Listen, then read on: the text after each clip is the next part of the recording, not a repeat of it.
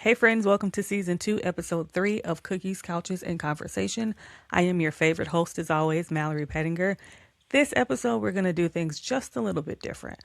I was thinking about this season and I'm like, you know what? I want to do some stuff that I haven't done before. I want to switch it up a little bit. So I opened up my inbox online to people to email me their situations and their stories that they wanted read to my listeners to get advice, to see what people think, to just kind of vent what they had going on and to see if we could help them figure those situations out. I am calling this series Real People with Real Problems. I have some stories today that I have not read. I just picked them out of my inbox because I would just like to give people my honest opinion. And I'm encouraging you to do that in the comments, whether you're listening or you're watching on YouTube or whatever it is. Help the people out.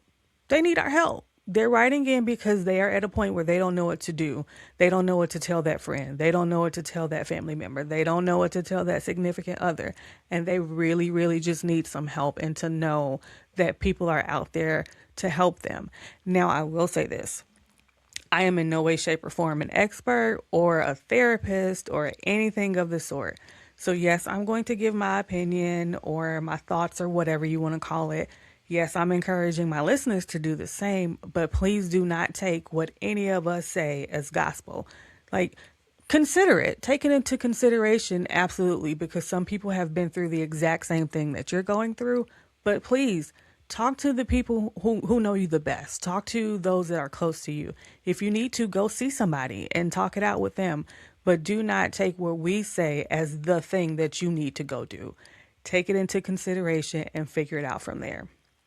Well, without further ado, we're going to read the first story here. And again, I've not heard, I should say I have not read this. This is my first time reading it. I just grabbed it and I'm ready to go. Okay, we ready? Let's do it.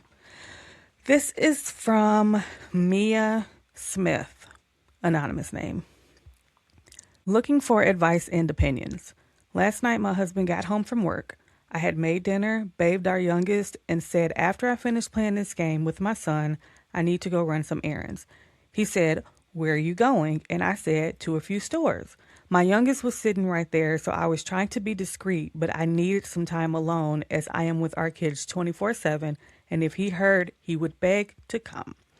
My other child came downstairs and asked where I was going, and I said just to run some errands, and my husband said, "Mm-hmm." That's an odd reaction, but all right. You are being extremely deceptive. Because she said she needs to run some errands? I'm going to save my judgment. I'm going to reserve my judgment for later. Anyway, you are being extremely deceptive. I said, I am not. I just have to grab a few things and we'll be back home. He said, seems weird to me. What's wrong with dude? What? You know what? Again, I'm going to reserve my judgment. I'm not going to say nothing. Okay. I was like, I don't know what could be weird about it. Anyways, he continued on until he made a big enough deal about it that my youngest took interest in where I was going, and then he begged to come with me. Exactly what she was trying to prevent. Literally exactly what she was trying to prevent. Whatever. When we got home, I was on a phone call with my oldest grandma, and I went to get the mail, and my husband pulled the curtains aside and was watching me. I have never done anything to make him think I am cheating, nor have I ever. I am bothered by this. I am never allowed any alone time, and if I want it, then I am treated like garbage because obviously I am up to something. He knew I was pissed last night because of the way he acted. This morning, I'm still mad, and he is now mad at me because he has done nothing wrong and I have the problems. He always manages to turn everything around on me and will eventually say, I was just joking, like he always does, yet these things are never said in a joking manner, and it's just his way of making me out to look like the jerk. Mia Smith, Mia. Let me start by saying, Mia, obviously you're not a jerk. You are not wrong for wanting alone time, especially when you have the kids 24/7. If you didn't have the kids 24/7, you are not alone or wrong, I should say, for having the urge to have alone time. You're a human. Sometimes people just want to be alone, and that's okay. Next, let me say it's not you, it's him. And I see a lot of people in the comments saying, well, I'm just going to say I think that he's cheating. And because he's cheating, he thinks that you're cheating, or he thinks that you're also doing something sneaky. I wouldn't say that. Like, that's a stretch if there have been no indications that he is cheating. If she's not seen anything or gotten any kind of vibes from how he was moving, I'm not just going to say this lady's husband is cheating. What I will say is that he's controlling. How do I know? Ask me how I know. When somebody needs to know your every move and control your every move, yeah, they got a little bit of a narcissistic problem. And it's not just something that popped out, Mia. He's been giving you hints that he is a narcissistic, controlling person for a long time. And I know you know that. Because number one, this didn't just start. This has probably been going on for a long time. And if you really, really, really think back, you're going to see little patterns of him trying to clock your movements. You're going to see little patterns of him timing how long you took, asking where all did you go, because he needs to know every single stop that you made. I know I'm right because I've been there. So I won't say that he's cheating, but what I will say is maybe you need to take a step back and figure out if your relationship is the relationship you signed up for, right? It's hard because we love people and we don't want to see the red flags. And even if we do see the red flags, depending on how in love we are at the time, we see that as being cute, really wanting to be with you, just enjoying spending time with you and wanting you to only want to spend time with them. Like, we justify it in so many ways. It's actually insane how much we justify the red flags. But at the end of the day, the red flags aren't going to unred themselves. They're not going to magically turn green. They're just going to get worse. Mia, ask me how I know. I'm going to say you need to evaluate what's important for you. Like, I get that you have small kids, and when small kids are involved, we make totally different decisions for ourselves that we would not make if the kids were not involved. So here's the thing that I want you to ask yourself. Has this been going on for a long time? Has this progressively gotten worse? Do you feel like you can't go anywhere or do anything? Because already you've said that you feel like you can't have any alone time. That's not okay. We need alone time sometimes to just recharge from everything that we have going on, like not even related to the kids or the husband, but sometimes our lives are just in a place where we just need to take a minute. We just need to take a breath. We need to step back, and we just need to spend some time decompressing and just calming down from everything that we have going on and all the feelings that we're feeling. If you can't even have a moment to yourself without being made to feel like that moment is selfish, or that moment is deceptive, or that moment is you doing something sneaky, ask yourself how do you anticipate being able to live your life like that? Because what's going to eventually happen, you are going to convince yourself that you're going to have to be content with being miserable for the sake of the relationship or for the sake of the kids. And Mia, I promise you, we don't make decisions about the rest of our lives for the sake of the kids. Like, I know that it's not something that people should probably say, but I'm going to go ahead and say it. Because eventually the kids will be okay. It might not be fast. It might not be soon, but the kids will be okay. Figure out what you need to do for you to be okay, because the kids ain't going to always be there. So are you going to make a permanent decision for the rest of your life for kids who are going to grow up and go on to live their lives? And now you've spent the majority of their lives being unhappy and miserable for the sake of protecting them? Or are you going to take a little bit of selfishness and make a decision for you that may affect them in the short run, but they will be okay with in the long run so that everybody can be happy? Again, not telling you what to do, Mia, but some evaluating is calls for. I think you need to take a look at some things and figure out what's best for you.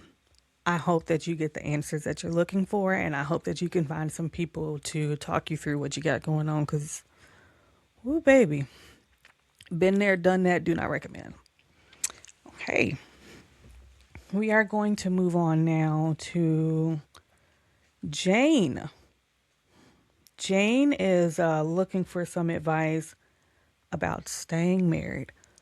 All right, Jane, let's get into your situation. Just venting out and I guess looking for advice. Is it even worth staying married when your husband makes you pay for half of everything? I'm sorry, not makes you feel. When he constantly tells you that he is solving your life and all you and your son's problems, he still expects me to do all the wife duties, cook, clean, laundry, and the bedroom stuff. But he won't even change my car oil when needed. He says I have to figure it out myself. Backstory: when we first got together, I would pay for anything and everything that was needed at home: food, detergent, dish soap, paper towels, toilet paper, shampoo, body wash, etc. He started a small company, which I helped him out with a lot. I would go do my job, then go help him with his job. I would do receipts and quotes and file paperwork. And then out of nowhere, he turned around and said I didn't do anything for him. And whatever I did was not enough, so I had to start paying half of everything. Okay. It's hard reserving your judgment for these situations until the end. I make less than $500 every 2 weeks after insurance payments, which are $700. A couple weeks ago, my son wanted something, and I told him that I had no money because I had sent it to dad. Even he was shocked and said, "He charges you rent? What's the point of being married then?" Jane, my girl, go and get up out that jam, baby. And I mean that with love. He don't even like you. He don't like you. He don't like you. I wish I had another way to say that he doesn't like you.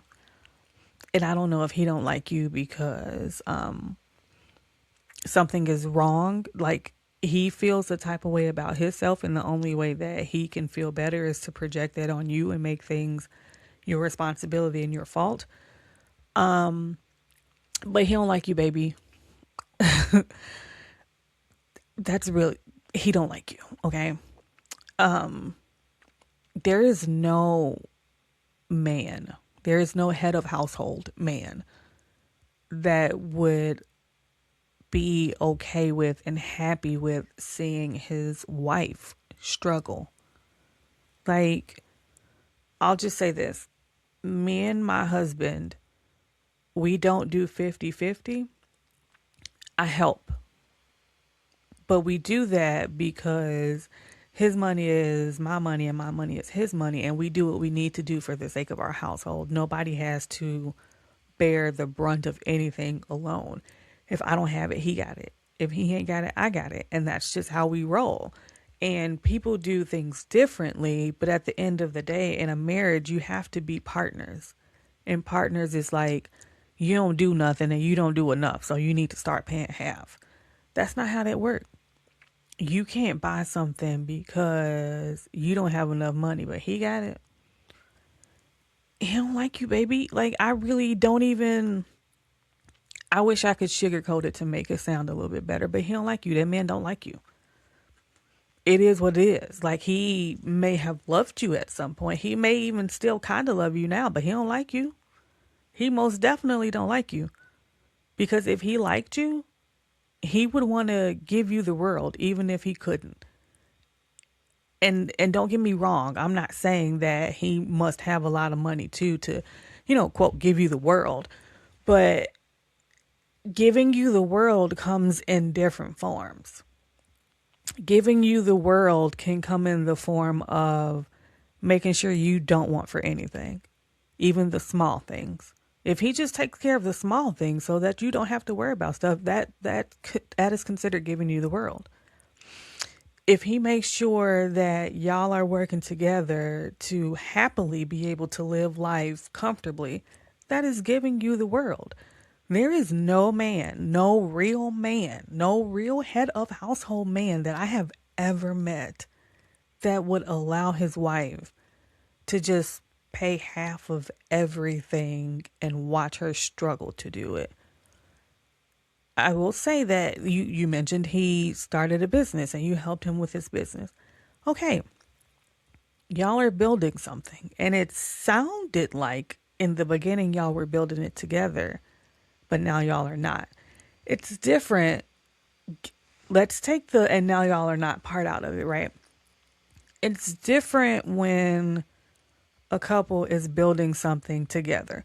Everybody got to get their hands dirty. Everybody got to throw in some elbow grease, right?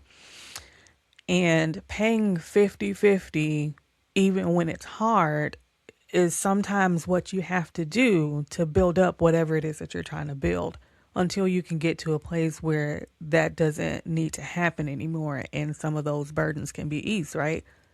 That is usually a man's goal to do for his family.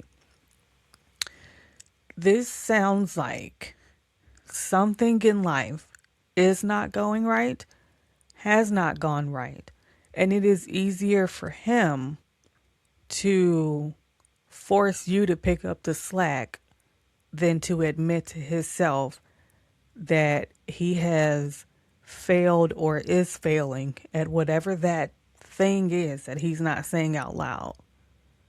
And that's not somebody you can trust when the rainy times come. You know what I mean? I would not put my trust in a person like that to pick me up when I was down, to when things got rough, to fight through it with me. Because he's not even with you now. He don't like you. And that's unfortunate.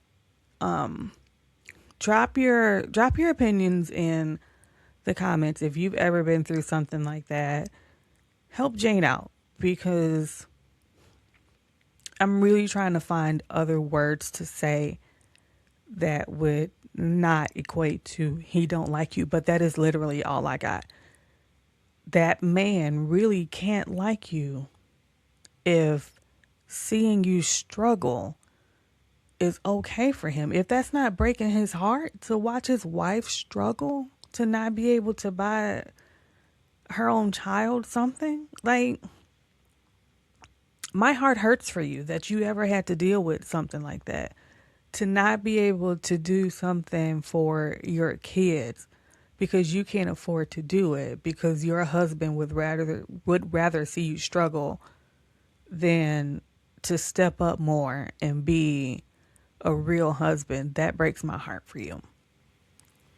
He does not like you.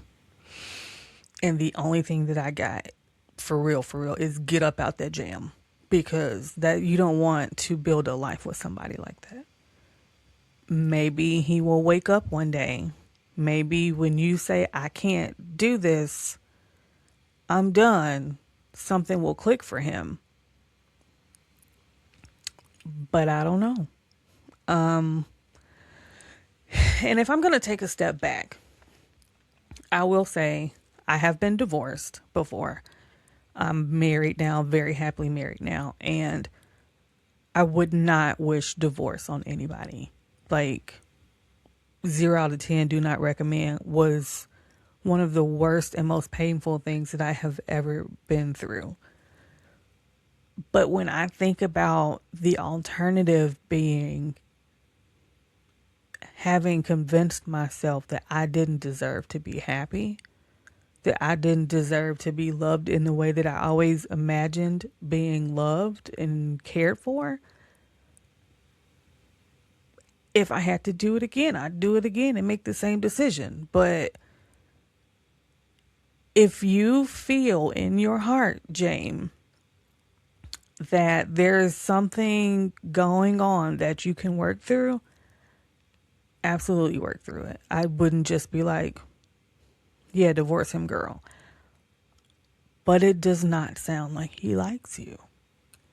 And you can't do that. You can't stay in a marriage where the person doesn't even like you. And I'm not talking about like the don't like that husbands and wives experience when they're just going through rough patches and just everything about the other person just makes you mad and you just don't even want to be around them because y'all are just going through some stuff. It happens, right? I'm talking about this has been going on for a while now, it looks right. And it's perfectly fine for him. Not only is it perfectly fine for him, but he won't even do small things. You need to figure it out. I thought we was partners with this. Like, why do I need to figure out how to change my oil? Why can't you change it? Or why can't you, take it for me to get it changed so everything could be done correctly and nothing is missed? Like, you don't even want to make sure like your wife has a safe car to drive. Like, he don't like you, baby. He don't like you. And before I say too much more on that man, I'm just going to say, again, have some conversations with the people around you. If you need to go talk to somebody, talk it out. If you really, really, really think that this is temporary, or maybe he's going through something and y'all can work on it, if he's willing to work on and admit or speak out loud whatever he's going through, do that. Absolutely do that. If this is something that you think is going to last because that's just who he is as a person and that's who he's always been as a person, get up out that jam for yourself and your kid. Just run and don't look back. Okay, that's going to do it for me in the first episode of this series, Real People with Real Problems. I hope you join me next week and drop a like for me in those ratings. Subscribe to the YouTube and wherever you get your podcast and support the channel. I appreciate y'all. See ya. Bye.